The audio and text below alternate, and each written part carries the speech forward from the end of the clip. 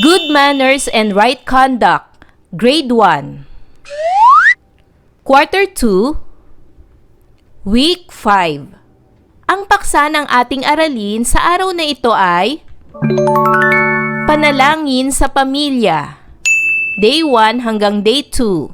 Matatag Curriculum. Hello kids, it's me, Teacher Frel. Don't forget to subscribe, like, and share, and hit the notification bell for the latest video. You can also follow my Facebook page, Teacher Frel TV. Sa araw na ito ay pag-aaralan natin sa asignaturang GMRC ang panalangin sa pamilya. Day 1. Mga layunin. Natutukoy ang mga gawin ng pamilya sa kanilang pananalangin. Nakakikilala ng kabuluhan ng pananalangin ng pamilya. Naipahahayag na ang pananalangin ng pamilya ay nakatutulong sa pagpapatibay ng samahan. Magandang araw sa inyo mga bata! Bago tayo magsimula sa ating aralin, manalangin muna tayo. Ipikit ang mata at iyuko ang ulo. Sabihin nyo, Panginoon, maraming salamat po sa araw na ito na ipinagkaloob nyo sa amin. Gabayan nyo po kami sa aming aralin na ito'y maunawaan namin. Ingatan nyo po kami sa buong araw na ito at ilayo nyo po kami sa anumang kapahamakan. Ito po ang aming dalangin sa pangalan nyo lamang Jesus. Amen. Alam nyo ba ang ginagawa ng nasa larawan? Ang kanilang ginagawa ay isang pananalangin. Basahin ang salitang ito. Madasalin. Taong mahilig o palaging nananalangin. Taong mapanalanginin. Sa araw na ito, inaasahang matutukoy ang mga gawin ng pamilya sa kanilang pananalangin. Inaasahan din na makikilala ang kabuluhan ng pananalangin ng pamilya. At ang pinakahuli, inaasahan din na maipahayag na ang pananalangin ng pamilya ay nakatutulong sa pagpapatibay ng samahan. Tingnan ang larawan ng iba't ibang paraan ng pananalangin. Mayroong pamilyang nananalangin sa simbahan. Pamilyang nananalangin bago kumain. Pamilyang nananalangin ng nakaluhod. Mayroong pamilyang nananalangin bago matulog. At pamilyang sama-samang nananalangin. Ano nga ba ang kahulugan ng pananalangin? Ang pananalangin ay ang pagpapahayag ng pasasalamat, papuri, paghingi ng tawad at mga kahilingan sa Diyos. Maraming mabuting na idudulot sa pamilya ang pananalangin. Una, nagbibigay ng pagkakaisa. Kapag sama-samang nananalangin, nagiging mas matatag ang ugnayan ng bawat miyembro. Pangalawa, nagpapalakas ng pananampalataya. Natututo ang pamilya na umasa at magtiwala sa Diyos sa lahat ng pagkakataon. Pangatlo, nagbibigay ng kapanatagan ng loob. Sa kabila ng mga problema, nakahahanap ng lakas at pag-asa ang pamilya. Pang-apat, nagtuturo ng pasasalamat at pagpapatawad. Natututo ang bawat isa na maging mapagpakumbaba at magpatawad. At panglima, nagiging gabay sa tamang landas. Natutulungan ang pamilya na gumawa ng mabubuting desisyon sa buhay. Ang pananalangin ay nagsisilbing ilaw at lakas ng pamilya upang manatiling nagmamahalan, nagkakaisa at may matibay na pananampalataya. Mahalaga na maipahayag na ang pananalangin ng pamilya ay nakatutulong sa pagpapatibay ng samahan. Bakit nananalangin ang isang pamilya? Bakit buong pamilya ang nananalangin? Nananalangin ng isang pamilya upang humingi ng gabay, proteksyon at biyaya mula sa Diyos at upang magpasalamat sa lahat ng kanilang natatanggap. Buong pamilya ang nananalangin upang maging mas nagkakaisa, lalong tumibay ang pagmamahalan at sama-samang lumago sa pananampalataya. Kapag naipahayag natin ang pananalangin ng ating pamilya, ito ay nakatutulong sa pagpapatibay ng samahan. Tukuyin ang gawin ng pamilya sa kanilang pananalangin. Ito ay sama-samang pagdarasal bago kumain. Ito naman ay pagsasagawa ng panalangin bago matulog bilang pasasalamat at paghingi ng gabay. Ito naman ay pagsisimba ng buong pamilya upang makinig ng aral at Biblia tuwing araw ng linggo. Ano-ano ang natutuhan mo sa ating gawain? Bakit mahalagang malaman na ang pananalangin ng pamilya ay nakatutulong sa pagpapatibay ng samahan?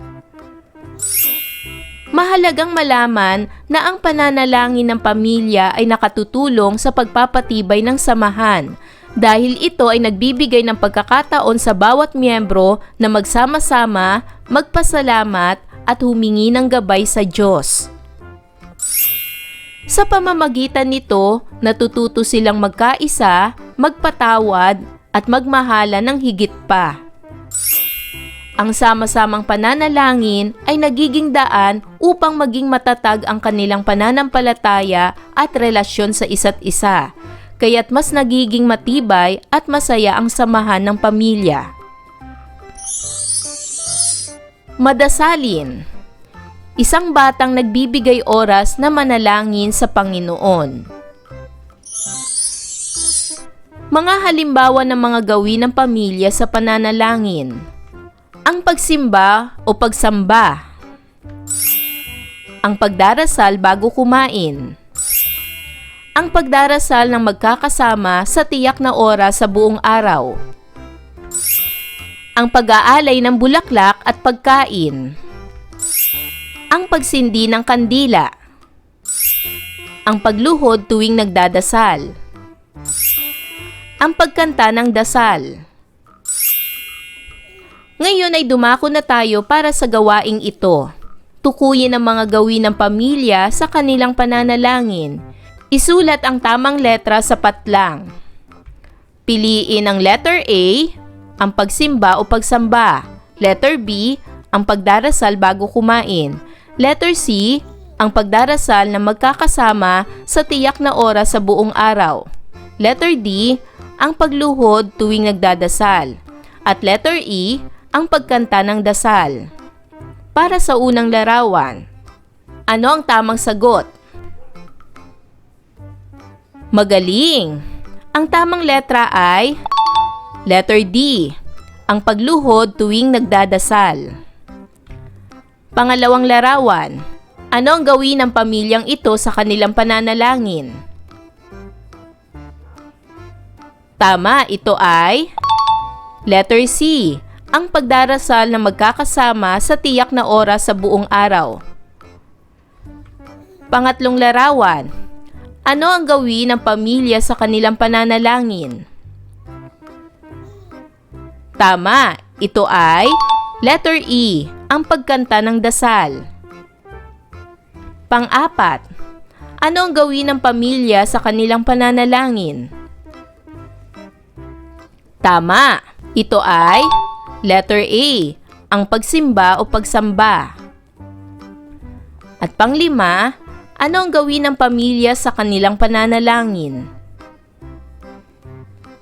Tama, ito ay letter B, ang pagdarasal bago kumain. Ngayon naman ay gumuhit ng isang bagay na nagsisimbolo ng pananalangin. Day 2. Mga layunin. Natutukoy ang kabuluhan ng pananalangin ng pamilya. at nailalarawan na ang pananalangin ng pamilya ay nakatutulong sa pagpapatibay ng samahan. Magandang araw sa inyo mga bata! Bago tayo magsimula sa ating aralin, manalangin muna tayo. Iyuko ang inyong mga ulo at ipikit ang inyong mga mata. Sabihin nyo, Panginoon, maraming salamat po sa araw na ito na ipinagkaloob nyo sa amin. Gabayan nyo po kami sa aming aralin na ito'y maunawaan namin. Ingatan nyo po kami sa buong araw na ito at ilayo nyo po kami sa anumang kapahamakan. Ito po ang aming dalangin sa pangalan nyo lamang Jesus. Amen. Tingnan ang larawan ng mga pamilyang nananalangin.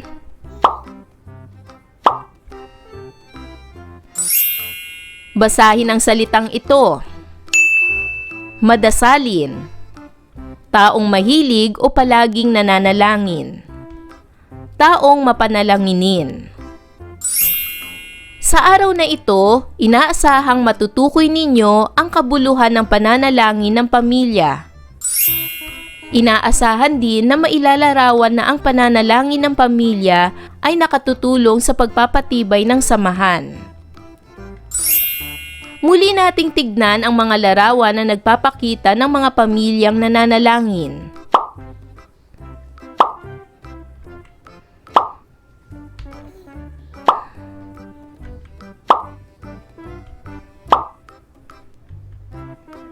Ano kaya ang posibleng dahilan ng kanilang pananalangin? Maaaring ang dahilan ng kanilang pananalangin ay may kailangan ng pamilya, may nagkasakit, nagpapasalamat. Narito ang ilan pang posibleng dahilan ng pananalangin ng pamilya. Una, nagpapasalamat sa Diyos sa mga biyayang natatanggap ng pamilya. Pangalawa, humihingi ng gabay at lakas sa araw-araw na buhay. Pangatlo, humihingi ng tawad sa mga pagkukulang o kasalanan. Pang-apat, humihingi ng proteksyon upang ilayo ang pamilya sa kapahamakan at tukso. Pang-lima, humihingi ng pag-asa at pagtitiwala sa Diyos sa kabila ng mga pagsubok. At pang-anim, humihingi ng pagkakaisa upang maging mas matatag at nagkakaisa ang pamilya. Narito naman ang mga halimbawa ng mga kabuluhan ng pananalangin ng pamilya. Una, pagpapalakas ng ugnayan ng pamilya. Pangalawa, paghingi ng gabay mula sa Panginoon. Pangatlo, pagpapahalaga sa mga paniniwala ng pamilya. Pang-apat, pagpapahayag ng pasasalamat sa Panginoon. At pang-lima, pagsunod sa mga gawaing nakagawian sa kanilang paniniwala. Ngayon, ilagay natin sa graphic organizer ang mga kabuluhan ng pananalangin ng pamilya.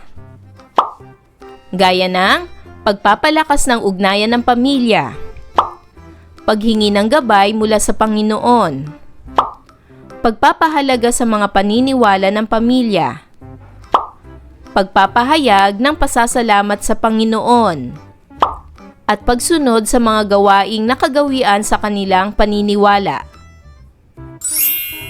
Mahalaga na mailalarawan na ang pananalangin ng pamilya ay nakatutulong sa pagpapatibay ng samahan. Ating balikan ang mga kabuluhan ng pananalangin ng pamilya. Subukan nating punan ang mga patlang. Para sa unang bilang, pagpapalakas ng ugnayan ng patlang. Ano ang nawawalang salita? Tama. Ito ay pamilya. Pagpapalakas ng ugnayan ng pamilya.